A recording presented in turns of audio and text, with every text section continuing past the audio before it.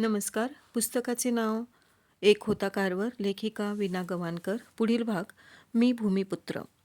प्रसिद्ध थोर शास्त्रज्ञ श्री टॉमस अल्वा ॲडिसन यांनी पाठवलेलं विनंतीपत्र डॉक्टर कार्व्हर वाचत होते.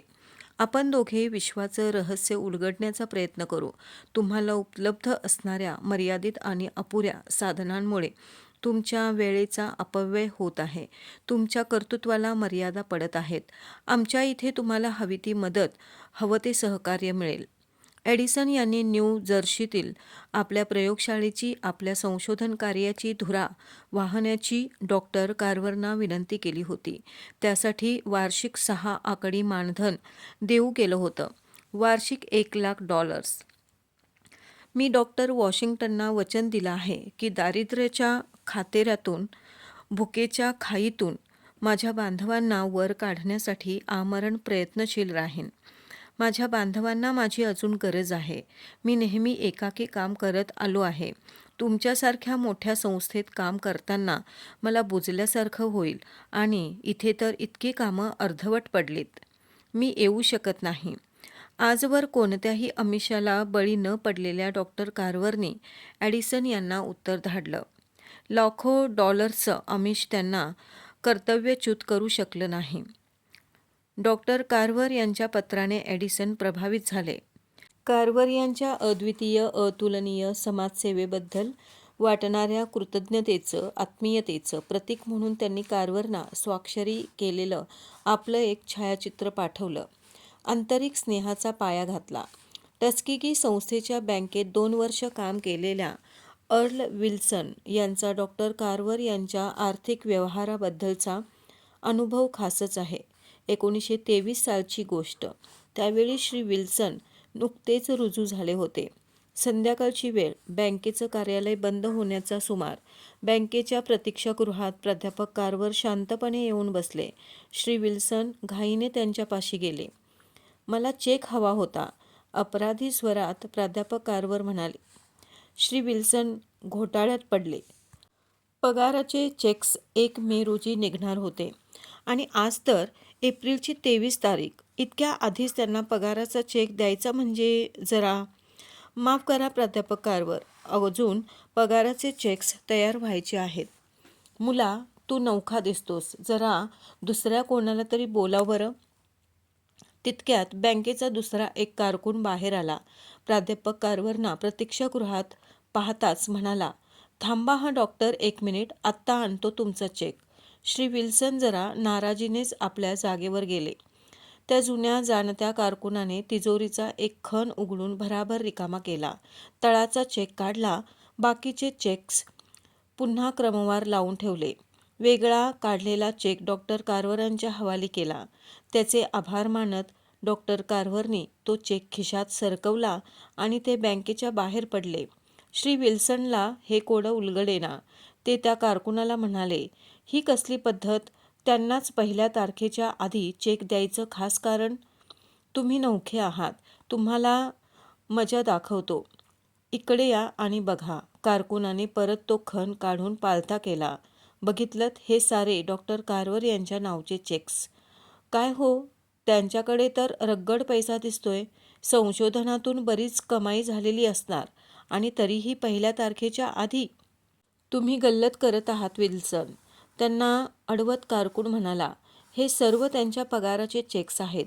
नीट बघा. आता दिलेल्या चेकनंतर ह्या 1 मे 1915 तारखेच्या चेकची पाळी आहे. तळचा चेक काढून कारकुनाने विल्सनना दाखवला. आत्ता जो चेक मी डॉक्टर कार्व्हरना दिला तो होता एप्रिल 1915 साठी दिलेला आणि आत्ता पुन्हा कधी ते येतील, पुन्हा त्यांना हा 1 मे 1915चा चेक द्यायचा. पण हे तर 1923 साल चालू आहे विल्सन. नाही, कोण म्हणतं? आता लवकरच आपल्याला त्यांच्यासाठी नवीन खणाची तरतूद करावी लागणार आहे. त्यांच्या दर महिन्याच्या पगाराचा चेक बँकेत जमा होत असतो. म्हणजे इतकी वर्ष हे चेक नुसते पडूनच आहेत? मग त्यांचे आर्थिक व्यवहार कसे चालतात? विल्सनच्या शंका फिटेनात. ते काहीही असेल, पण एक सांगतो, इतक्या वर्षात मी त्यांच्या नावे शिंप्याचं एकही बिल आलेलं पाहिलं नाही. दुसरं म्हणजे आता इतक्या वर्षानंतरही त्यांच्या पगारात दिडकीचीही वाढ झालेली नाही. खेदाची गोष्ट आहे ही. एवढ्या श्रेष्ठ संशोधकाची एवढी घोर उपेक्षा. अशी परवड. कसली उपेक्षा, कसली परवड, कसला खेद. किती वेळा डॉक्टर वॉशिंग्टन यांनी आणि त्यांच्यानंतरच्या अध्यक्षांनी त्यांना पगारवाढ देऊ केली, पण हा भला गृहस्थ ती स्वीकारेल तर ना. मला पैसा काय करायचा आहे, मी तर साधा भूमिपुत्र, हेच त्यांचं उत्तर. श्री विल्सन यांनी 1925 साली ॲलाबॅमा सोडलं.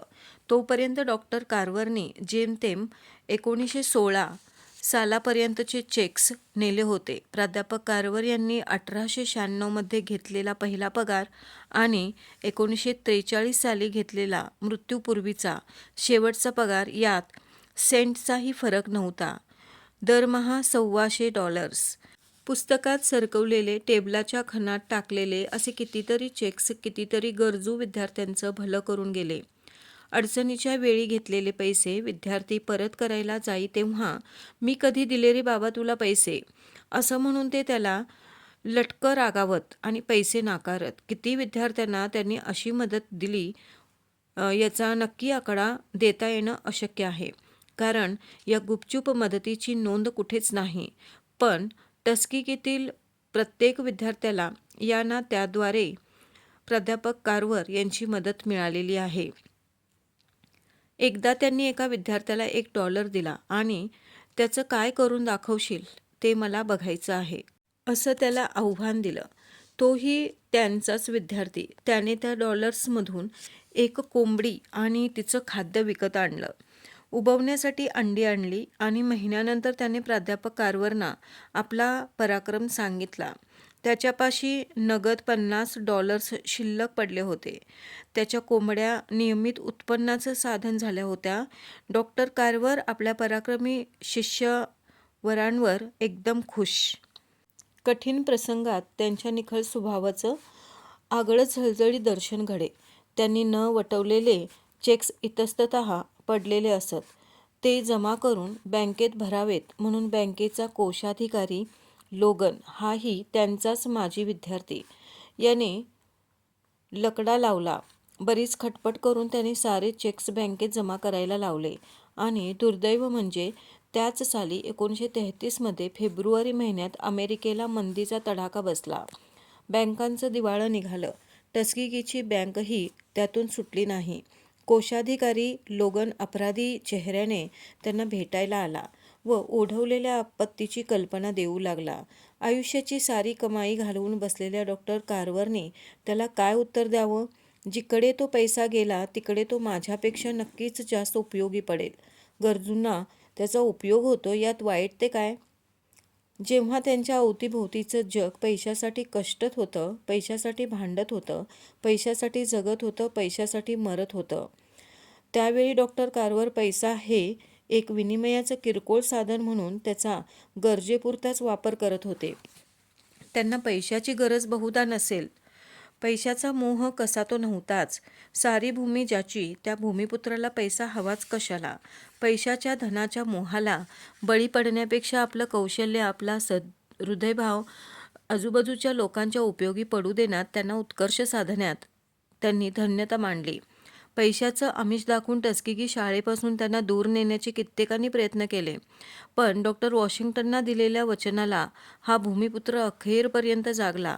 आपल्या कर्मभूमीत टस्किगीत त्यांनी अखेरचा श्वास सोडला. फ्लोरिडा राज्यातल्या भुईमुगाच्या पिकावर रोग पडला. डॉक्टर कार्वरने रोग निवारणाचा सुलभ उपाय तिथल्या शेतकऱ्यांना सुचवला. पीक वाचलं या उपकाराचा मोबदला म्हणून तिथल्या धनिक शेतकऱ्यांनी $100चा चेक पाठवला आणि दर महिन्याला असाच चेक पाठवू असं कळवलं. निरीच्छ कार्वरने तो चेक साभार परत पाठवला. सोबत लिहिलं होतं, तुम्ही भुईमुगाची लागवड करता याबद्दल परमेश्वर तुमच्याकडून कसलीही वसुली करत नाही. मग त्याच भुईमुगाला निरोगी बनविण्यासाठी मी कसा पैसा आकारू. लाकडाच्या भुशापासून लाद्या बनविण्याची डॉक्टर कार्वर यांची पद्धत स्वीकारून उद्योग चालविणाऱ्या एका निर्मात्याने त्यांनी आपली प्रयोगशाला चालवावी यासाठी भला लठ्ठ पगार देऊ केला. नेहमीप्रमाणे डॉक्टर कार्वरनी नकार कळविला. मग तोच निर्माता ॲलाबॅमात येऊन राहिला. डॉक्टर कार्वरकडून त्याला विनाशुल्क मार्गदर्शन लाभत होतं. ऐहिक सुखाचा, पैशा अडक्याचा किंवा जड जवाहिराचा मोह त्यांना कधीच पडला नाही. इतकंच काय, पण आयुष्याचा उर्वरित काळ सुखाचा जावा म्हणून त्यांनी तरतूद करून ठेवावी हा विचारही त्यांच्या मनाला कधी शिवला नाही. ऐहिक सुखाच्या बाबतीत ते फार उदासीन, अलिप्त होते. आता सारं जग त्यांना श्रेष्ठ शास्त्रज्ञ म्हणून नावाजत होतं, थोर समाजसेवक म्हणून वाखाणत होतं, महान संशोधक म्हणून त्यांचे पोवाडे गात होतं. पण डॉक्टर कार्वरनी स्वतःला कोणतंही बिरुद लावून घेतलं नाही. अखेरपर्यंत जॉर्ज डब्ल्यू कार्वर या पलीकडे कधी स्वतःचा वेगळा परिचय करून दिला नाही. जॉर्जियाचे एक उद्योगपती श्री ह्युस्टन यांनी शेंगदाण्यापासून लोणी बनविण्याचा उद्योग सुरू केला होता. पण त्यांचं लोणी योग्य प्रमाणात थिजत नसे. त्यातून तेल सुटे आणि मग त्याला खवट, ओशट वास येई. या संकटातून सुटण्यासाठी त्यांनी आपल्या कारखान्यातील मुख्य केमिस्ट श्री मॉस यांना टस्किगीला पाठवलं. टस्किगी म्हणजे डॉक्टर कार्वर. टस्किगीला जायचं म्हणजे डॉक्टर कार्वरना भेटायचं. टस्किगी आणि कार्वर अविभाज्य झाले होते. दोन्ही नावं एकमेकांशी जोडूनच येत. डॉक्टर कार्वर यांनी रसायनांच्या थोड्याफार बदलाने ते लोणी अगदी दुधापासून मिळणाऱ्या लोण्यासारखं उत्तम बनवून दिलं. तेवढ्यावरच ते थांबले नाहीत. त्यांनी त्या केमिस्टला शेंगदाण्याची चॉकलेट्स कशी करता येतील, वाया जाणाऱ्या टरफलांपासून जमीन भुसभुशीत करणारी सॉईल कंडिशनर्स द्रव्य कशी बनवता येतील ह्याही प्रक्रिया शिकवल्या. डॉक्टर कार्वर यांनी आपल्या उत्पादनाविषयी दाखवलेल्या आस्थेमुळे, आत्मीयतेमुळे, उदार दृष्टिकोनामुळे प्रभावित झालेले ह्युस्टन आपली कृतज्ञता व्यक्त करण्यासाठी जातीने टस्किगीला आले. कार्वरना नजर करण्यासाठी भारी किमतीचं ब्लँकेट त्यांनी आणलं होतं. ट्रंकेच्या तळाशी विश्रांती घेणाऱ्या या ब्लँकेटचं दर्शन तुम्हाला कोणाला घडलंच नाही. या भेटीत डॉक्टर कार्वरनी श्री ह्युस्टनना भुईमुगापासून तयार होऊ शकणाऱ्या अनेक उत्पादनांची सविस्तर माहिती पुरविली. शिवाय उत्पादन प्रक्रियेत वेळ, श्रम व पैसा वाचविण्याच्या दृष्टीने 4 युक्तीच्या गोष्टीही सांगितल्या. खास सूचना दिल्या. त्यांचं ते सखोल ज्ञान, गाढा अभ्यास आणि आपल्या ज्ञानाचा पुरेपूर उपयोग व्हावा म्हणून चाललेली अविरत धडपड पाहून प्रभावित झालेल्या ह्युस्टनने त्यांना जॉर्जियात येऊन आपल्या उद्योग समूहास मार्गदर्शन करण्याची विनंती केली.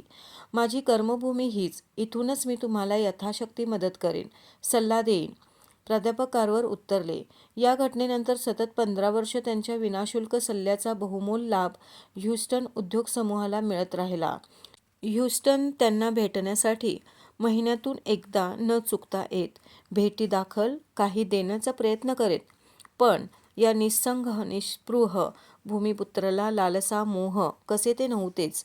डॉक्टर कार्वरना कशाची तरी गरज पडावी आणि ती गरज अपूर्वाईने भागविण्याचं भाग्य आपल्याला लाभावं अशी ह्युस्टन यांची इच्छा असे. पण इथे गरज होती कोणाला? मी तुम्हाला कौतुकाने काही द्यावं आणि ते तुम्हाला उपयोगी पडावं असं या जगात काहीच नाही का? तुम्ही माझ्याकडे काही मागावं असं या जगात काहीच नाही का? असं ह्युस्टन यांनी शेवटी अगदी निकरावर येऊन विचारलं. निरीच्छ, निर्मोही डॉक्टर कार्वरने थोड्याशा संकोचानेच आपली मागणी उद्योगपती श्री ह्युस्टन यांच्यापुढे ठेवली. मला एक हिरा हवा आहे. ही मागणी ऐकून ह्युस्टन यांना आनंद झाला. डॉक्टर कार्वरने माझ्याकडे काही मागावं आणि मी ते आवर्जून द्यावं ही त्यांची इच्छा पुरी झाली होती. मोठ्या उत्साहाने ह्युस्टन यांनी आठवड्याच्या आत एक सुरेखशी हिऱ्यांची अंगठी डॉक्टर कार्वरना धाडून दिली. पुढच्या भेटीत त्यांनी मोठ्या आशेने डॉक्टर कार्वरना विचारलं, भेट आवडली ना? हो हो, फारच सुंदर. मग तुम्ही ती अंगठी वापरत नाहीत ते? वापरत नाही म्हणजे? मी तो हिरा पोटावर मिरवायला मागितला होता असं वाटलं की काय तुम्हाला? तो मला हवा होता यासाठी. असं म्हणून डॉक्टर कार्वरने ह्युस्टनना एका काचेच्या कपाटापाशी नेलं. त्या कपाटात खजिन्यांचा संग्रह होता. तो दाखवत ते पुढे म्हणाले, या माझ्या संग्रहात वाण होती ती फक्त हिऱ्याची. माझ्या विद्यार्थ्यांना मला इतर सारी खनिजं दाखवता येत होती, फक्त हिरा दाखवता येत नव्हता. तुम्ही माझी अडचण दूर केलीत. आता हिरा कसा असतो हे जाणून घेण्यासाठी विद्यार्थ्यांना कल्पनाशक्तीवर विसंबून राहायला नको. ह्युस्टन यांना पुन्हा एकदा हार मानावी लागली. डॉक्टर कार्वरने हिरा मागितला होता, तोही एक खनिज म्हणून. ह्युस्टनही जिद्दीचे. त्यांनी आपली इच्छा पूर्ण केलीच. एका शिल्पकाराकडून प्राध्यापक कार्व्हर यांचा कांस्य पुतळा बनवून घेतला आणि तो टस्किकी संस्थेला समारंभपूर्वक अर्पण केला. कोणत्याही आमिषाला बळी न पडलेल्या प्राध्यापक कार्व्हरांना वैयक्तिक पातळीवर कोणीच काहीच नको असे, पण आपल्यामुळे आपल्या वंशाला इतरांनी समजावून घ्यावं असं त्यांना वाटे. मी इतकी वर्ष दक्षिणेत माझ्या लोकांसाठी घालवल्यानंतर आता मी जर माझं कार्य अर्धवट स्थितीत सोडून गेलो तर ते काम माझं म्हणून ओळखलं जाणार नाही. माझ्या वंशाच्या लोकांना